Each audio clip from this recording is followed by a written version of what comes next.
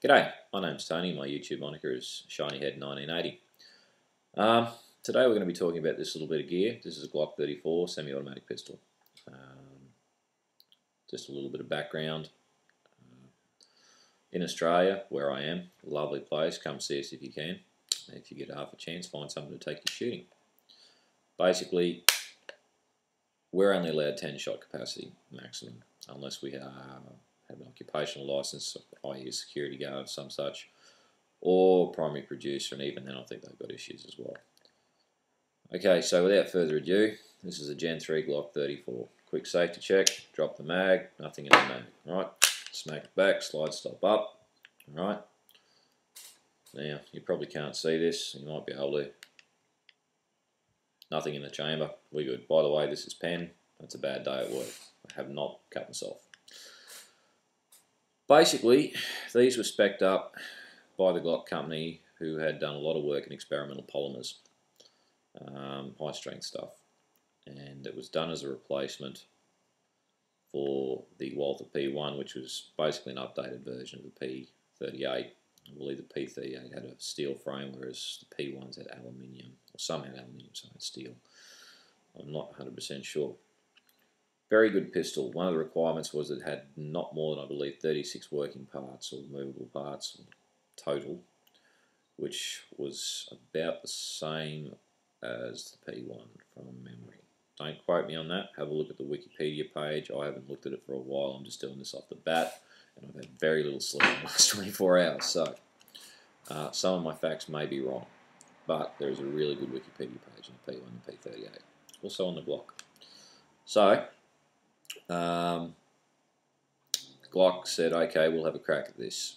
Basically what happened was he got a whole bunch of experts in a room from around the world, civilian, military, target shooters, whatever.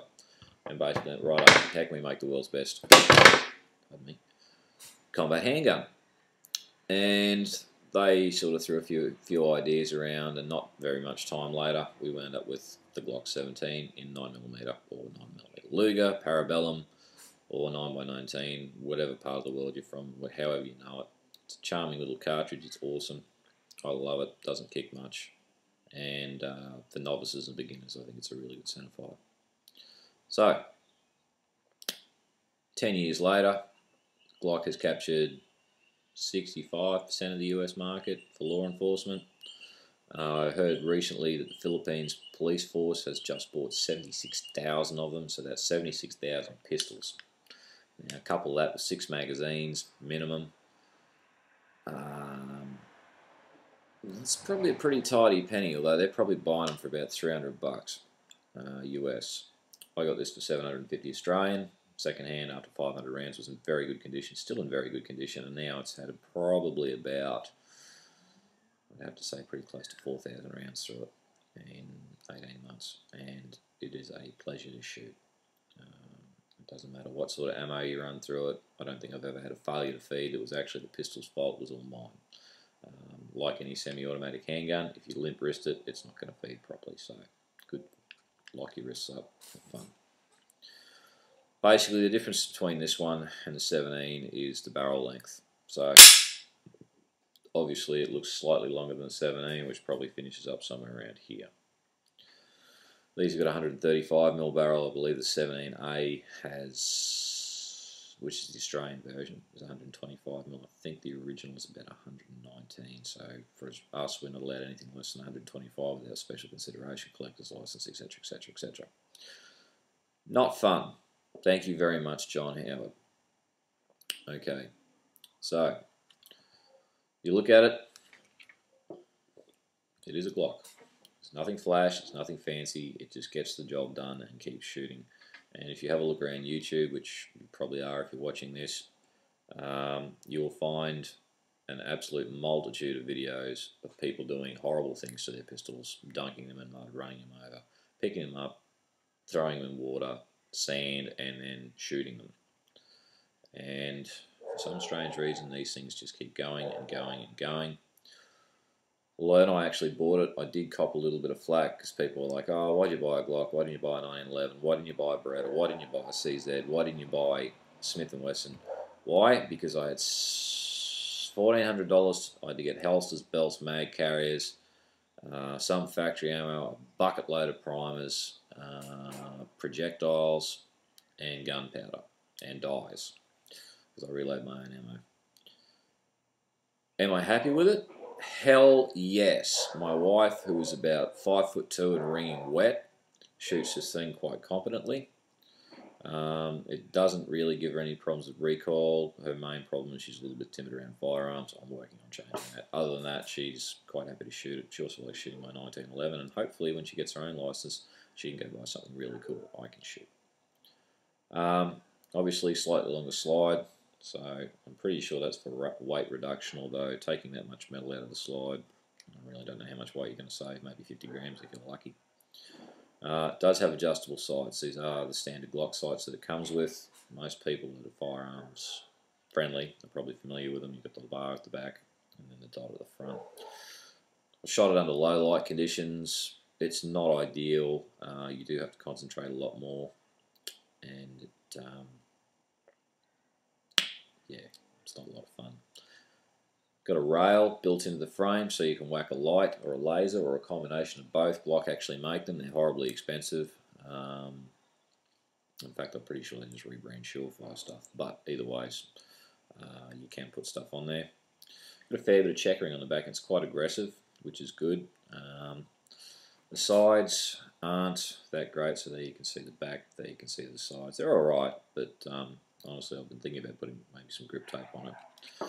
Front strap, pretty good, nice finger grooves. I believe the Gen 2s and Gen 1s didn't actually have that, or the thumb indents there. So all in all, it's a really good case in the evolution. You know, I think they've probably taken advantage of their feedback. With the 34, it does have an extended mag release, which you probably can't see very well, but it actually sits up quite high. Whereas with the 17s and some of the other pistols that aren't what you call the tactical practical, they're just service pistols. This is just a service pistol, it's just tuned up a little bit. It sits flush, or slightly a lot flusher than this. Does dig into the hand a little bit because I am a lefty, but I can live with that. The slide stop on this I really like because I absolutely hate the slide stops on 17s. You can change them out for these obviously, but why would you bother if you're going to buy a 17? I don't see the point, unless you may be carrying it as a duty gun and you want, you know you're going to hit that critter. So basically, you can see that little bit of shiny stuff there. That's actually a large bump. Without that, it generally looks like a can opener or a piece of scrap metal. Not the prettiest thing in the world, but it does the job and it does it quite well. That's actually also checkered on there as well. Beyond that, there's not too much to really say about them. It's a Glock. It's reliable. It's pretty safe. Well, as safe as you can make a handgun. I mean, realistically, you'll hear horror stories about every firearm, and a lot of that comes back to cleaning and maintenance and actually knowing what you're doing, looking after it, looking after yourself and those around you. The one thing I love about this thing is it field strips in about 5 seconds. Now I'm going to have a crack at this, dropping the slide off, but my hands are sweating because I am somewhat nervous, and it is a little bit warm here today, which is surprising because it's the middle of winter. So with that, what you do, trigger, basically grab it. There is a special grip. I've never bothered to learn it. Generally what I do is just take it, obviously after you've done a safety check, down, tabs, slide comes off, and it is a fairly strong recoil spring. The Gen 4s, which is the newest ones out, actually have a double recoil spring. So we'll pop that, so that actually just sits up in there. And with the double recoil spring, there's a spring within a spring. I have heard there were some reliability issues with some of the early ones, but I think they've sorted that out from what I hear. And I've shot several friends who have Gen 4s, and I don't think I've ever seen one of them have any sort of problem. Okay, so what you're left with is the slide. Okay, obviously that's upside down. Push the barrel up, pull it back, and the barrel separates. So basically, you just field strip that thing, realistically, 5 seconds or less. This one's a little bit dirty because I haven't cleaned it. I've got to clean it tonight. And basically, you can get at the guts of this thing, the trigger, make the whole lot. one of these days I'm actually going to work out how to pull this thing down all the way down and give it a really good scrub. But until I actually do that, field stripping seems to work quite well.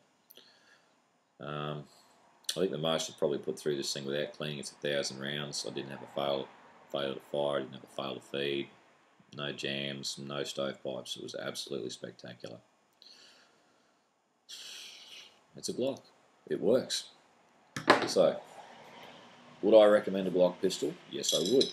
Would I recommend Glock 34? Most definitely. I was not expecting any amazing accuracy out of it, but to be quite honest, I was very pleasantly surprised when I actually started winning matches with it. And I have won a national, I have won a state, but I've won a couple of club things, so it's pretty good. I think they're a great gun for a beginner to learn on. And there we go. Having had a bit of experience with firearms and handguns before, mainly Smith & Wessons and Berettas, I thought we'll try something different. Obviously the price was a consideration. The other thing I was looking at too is mags. If you're going to buy a pistol, you're going to want more than 2 mags. I generally think 6 is a good number. Some people might think that's excessive. I personally think it's not enough, and I'll continue to acquire these things until the government takes the pistol off me, which they are trying to do. So, what's the cost? One of these runs for $30 to $40 Australian. For a 1911 mag, a decent quality one. By the way, these are Glock factory mags. I don't know if anyone does aftermarket mags. They probably do. Who knows? But these, Glock factory, $30 to $40 versus, say, 60 to 70, even up to 130, 140 for good quality 1911 mags, one of which I already own. I think it's a really good deal, and you just can't beat it. I think the average price for a mag is about $80 for our other handguns. So that's whether it's a Beretta or whether it's a SIG, whatever. What else? One important fact: no external safety on these. Okay. Now you may or may not be able to see this. On the trigger, you got a little indent tab. So if that's not all the way depressed, gun won't fire. All right. Voila. The other thing with these, and if anyone's ever seen Die Hard, I think it was 2 with Bruce Willis, you cannot take these through an airport metal detector. You will go to jail. Do not try it. Okay? They are not X-ray proof or any of that other crap. There is a lot of steel on this gun, so for any dumbass who still believes that, don't. Okay? Not a good idea. Accuracy-wise, I think it's quite good. It's not in the realm of, a high-end comp gun, but that being said, if you use your sights properly and you actually adjust your sights properly, I think they're probably as good, if not better, of some of the other brands of pistols. And really, it comes back to personal preference. Yes, I own a Glock. Yes, I own a Springfield Armory 1911. Would I buy a Beretta, a Colt, a SIG? In an absolute fucking heartbeat. So that means I'm going to have to put an explicit language warning on this thing, and that's going to be fun. That's about it for me. A couple of things I'd ask you to do. One, shoot safe, obviously. Represent your sport in a manner that people look at us and go, hey, actually these guys aren't too bad. And the government, don't give the government any excuse to do stuff like try and take our guns away. And 2, be safe. And 3, if your idiot politicians in your neighbourhood or your district or your area decide to jump on the ban the gun wagon, by all means send them some letters and let them know how you feel about that. Beyond that, have a great afternoon, evening, morning, whenever you're watching this. Stay out of trouble and keep shooting. I'll talk to you next time.